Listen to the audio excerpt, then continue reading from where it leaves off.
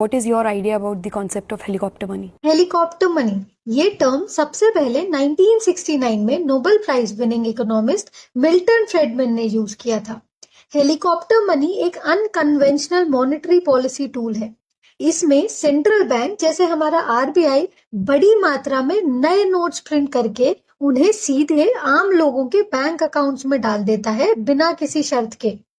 पर इसे normal conditions में यूज नहीं किया जाता। ये एक इमरजेंसी एग्जिट जैसा है जिसे सिर्फ एक्सट्रीम सिचुएशंस में कंसिडर किया जाता है, जैसे डीप रिसेशन, डिप्रेशन, जब इकोनॉमी बहुत बुरी तरह से फंस गई हो, या डिफ्लेशन एंड लिक्विडिटी ट्रैप, जब इंटरेस्ट रेट्स ऑलरेडी जीरो के पास हो और लोग फिर भी खर्च या इन्वेस्ट नहीं कर रहे हो।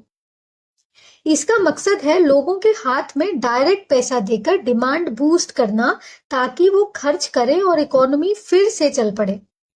पर ये क्वांटिटेटिव ईजिंग से अलग है, क्योंकि क्वांटिटेटिव ईजिंग में पैसा बैंक्स को मिलता है, जबकि हेलीकॉप्टर मनी में पैसा डायरेक्ट आम आदमी तक पहुंचता है।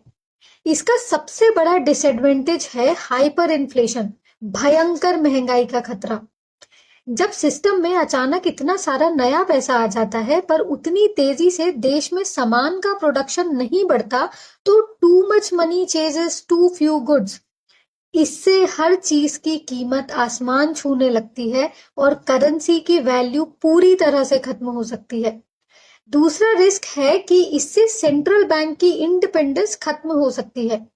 हालांकि प्योर फॉर्म में हेलीकॉप्टर मनी आज तक किसी मेजर इकोनॉमी ने यूज नहीं किया है, पर हिस्ट्री में जर्मनी के वीमर रिपब्लिक और मॉडर्न जिम्बाब्वे इसके सबसे डरावने एग्जाम्पल्स हैं। और हाँ, कोविड-19 पैंडेमिक के दौरान कुछ देशों ने इसके बहुत करीबी वर्जन को यूज किया। जैसे यूएसए की सरकार ने अपने सिटीजन्स को कई बार स्टिम्युलस चेक्स दिए।